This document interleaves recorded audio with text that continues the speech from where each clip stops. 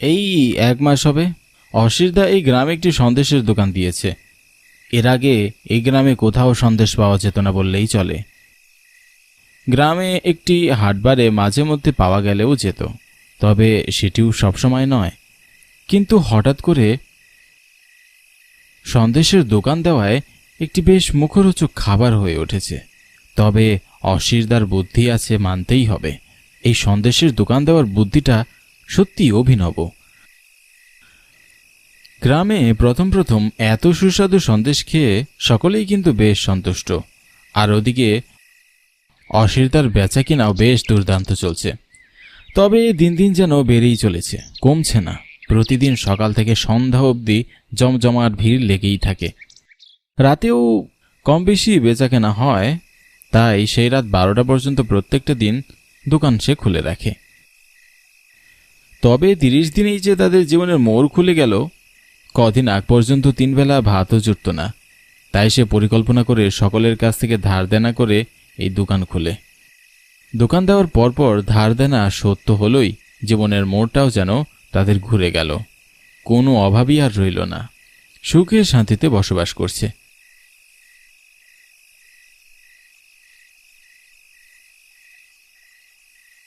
অসিদা, দিন দিন যা সুস্বাদু সন্দেশ বানাচ্ছ না, প্রতিদিন না খেলে যেন পেটই ভরে না। দাও দেখি, তোমার পছন্দ মতো 3খানা সন্দেশ 2 জায়গায় দাও।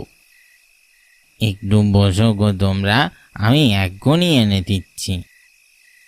আহা, আর তস হয়েছে না, তাড়াতাড়ি দাও গো। আরে এত ব্যস্ত হচ্ছিস কেন? আরে বস, গল্প করি। আর অসিরদার সন্দেশগুলো আনছে তো? তাও বেশি ঠিক, তবে অশিরদার দোকানে আসলে যে আর বসতে ইচ্ছা করে না, মনটা শুধু খাই খাই করে। তা যা বলেছিস।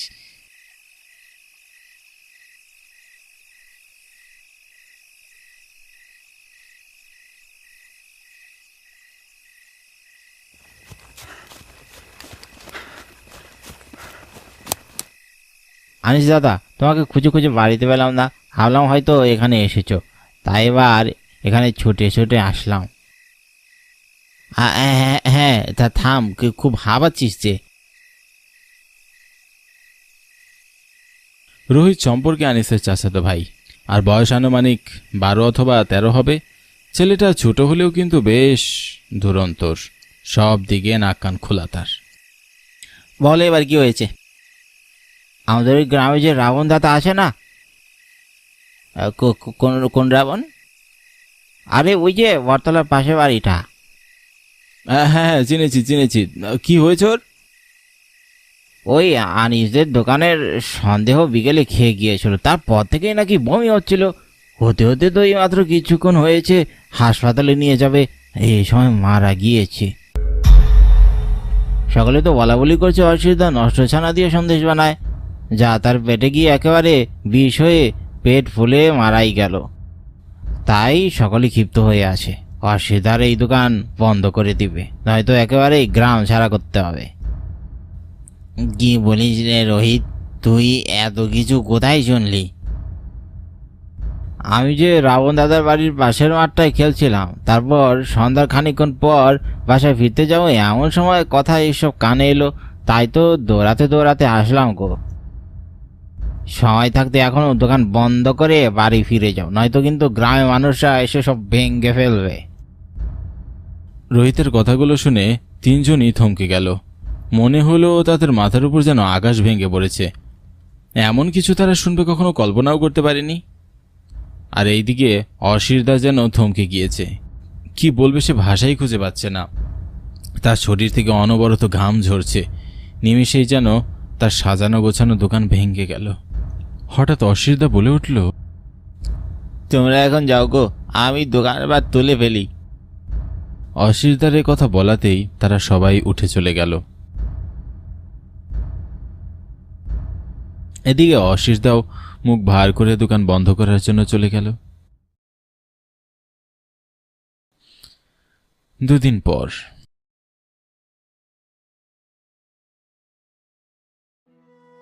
লোভে পড়ে এমন একটা কাজ করলাম যে এখন আর দোকানটাই খুলতে পারছি না। কিভাবে যে আমার বাকি দিনগুলো কাটবে কে জানে।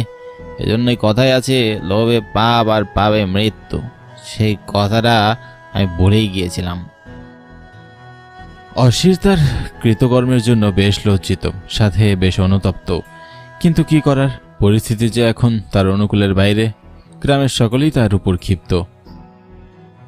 এদিকে দুদিন হয়ে যাচ্ছে, তার রোজগারের কোনো গতি নেই, কোনো কাজও নেই। এইভাবে চললে তো আর চলবে না তার।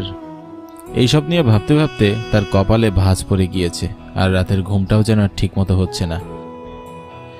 তবে বেশ কিছুক্ষণ সে বিছানায় শুয়ে শুয়ে তাকিয়ে থাকতে থাকতে কখন যে ঘুমিয়ে পড়েছে সে নিজেও বুঝতে পারেনি।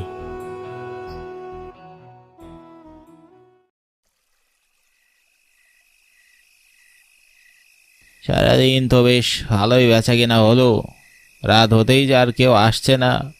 হয়ে যাবে, এইদিকে বেশ রাত হয়েছে, প্রায় 12টা বাজবে হয়তো। চোখেও বেশ ঘুম ধরেছে, শরীরটাও যা চলছে না। তাহলে বরং দোকানটা বন্ধ করি, এখন আর খুলে রেখেও বা লাভ কি? অনেকটা রাত হয়ে গেছে, এই রাতে আর কেউ আসবে না। এইসব ভেবে অশিরদা দোকান বন্ধ করার জন্য প্রস্তুতি নিতেই দমকা হাওয়া পাশ কাটিয়ে চলে যায়। হুট করে বিজলিও চমকাতে লাগে। তবে আজ সারাদিনের কোনো পূর্বাভাসে জানা যায়নি যে বৃষ্টি হবে, কিন্তু হঠাৎ করে এ কি হলো? এই রাতে দূরে ওই লোকটিকে হয়তো ওইখানে আসবে সন্দেহ খেতে।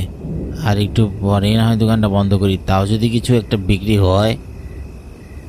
হঠাৎ বিজলির চমকানিতে অশিরদার চোখে পড়ল কালো অবয়ব দাঁড়িয়ে আছে কিছুটা দূরে। তিনি ভাবলেন হয়তো দোকানের ঠিক সামনেই আসছে, আর দোকান বন্ধ করলেন না।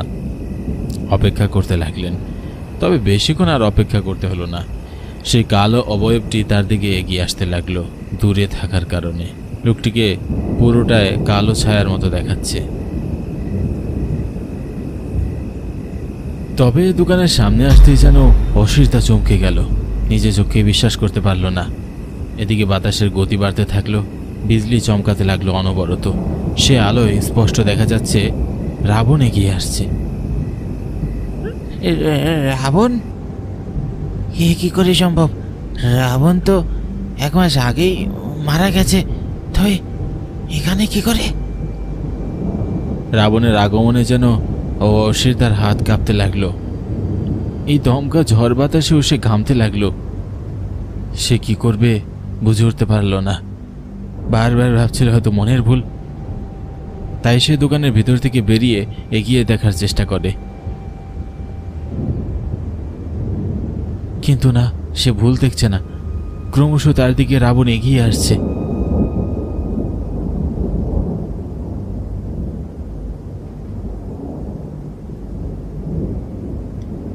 রাবণ, তুমি কি করছো এখানে? এ কথা শুনে রাবণ কোনো উত্তর দিল না। সে চুপচাপ নির্বাক ভঙ্গিতে দাঁড়িয়ে থাকলো। কিন্তু অশিরদা যেন কিছুতেই শান্ত হতে পারছে না। অনবরত তিনি ঘেমেই যাচ্ছেন। তার কপালে দুশ্চিন্তার ভয়ের ছাপ স্পষ্ট দেখা যাচ্ছে। তার পুরো শরীর থরথর করে কাঁপছে। তিনি যেন রাবণের চোখের দিকে আর তাকাতেই পারছেন না। রাবণের চোখে মুখে রাগ আর ক্ষোভের ছাপ স্পষ্ট দেখা যাচ্ছে। কখন সে যে কি করে বসবে বলা মুশকিল। এই নিয়ে অশিরদাও ভীষণ আতঙ্কে। তিনি যে ছুটে পালিয়ে যাবেন এই শক্তিটাও তিনি পাচ্ছেন না।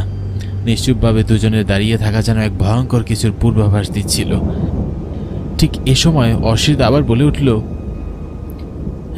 রাবণ, তুমি এখানে কি করছো? তুমি তো মারা গিয়েছো কিছুদিন আগে। অশিরদার মুখ থেকে এ কথা শুনে যেন রাবণের মুখের জবান খুলেছে। সে অতি ক্ষোভে বলে উঠল, আমি মারা গিয়েছি নাকি তুই আমাকে মেরে ফেলেছিস, কোনটা? না না, আমি তো মারিনি। তাহলে কে মেরেছে বল? আমাকে ক্ষমা করে দাও, আমি লোভে পড়ে এসব করেছিলাম। আর কখনো এমন হবে না, ক্ষমা করে দাও। এটি তুই সামান্য ভুল করেছিস? হ্যাঁ, এই ভুলের কখনো কোনো ক্ষমা হয় না। শুধুমাত্র মৃত্যুর বদলে মৃত্যু হয়। একথা বলেই রাবণ নিজেকে আর ঠিক রাখতে পারল না। সে তার মৃত্যুর প্রতিশোধ নেওয়ার জন্য অশিরদাকে এক হাতে তুলে গলা উঁচু করে ধরল। আর অশিরদার গলায় চাপ লেগে সে আর কিছু বলতে পারছিল না। তিনি অনবরত ছটফট করতে লাগলো বাঁচার জন্য। তার ফাঁস লাগানো গলায় খুব কষ্টে স্বর বের করতে করতে সে বলল, আমাকে মাফ করে দাও, দয়া করে। আমি আমি আবার ভুল বুঝতে পেরেছি। এমন ভুল আর কখনো করবো না।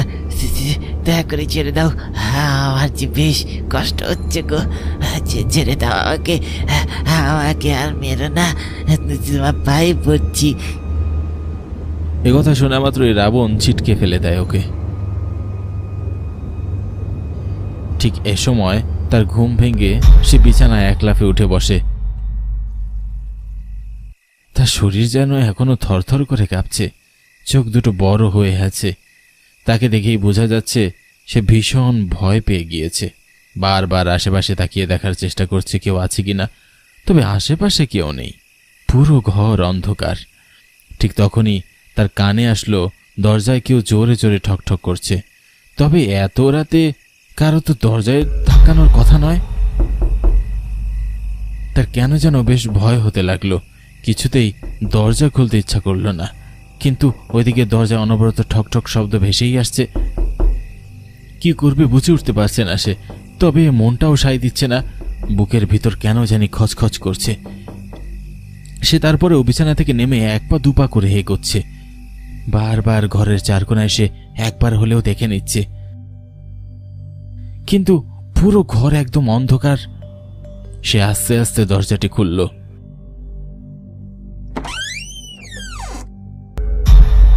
খুলেই দেখতে পেল রক্ত মাখা আচড়ানো শরীর, সারা শরীরে রক্ত দাগ নিয়ে তার চোখের সামনে দাঁড়িয়ে আছে রাবণ।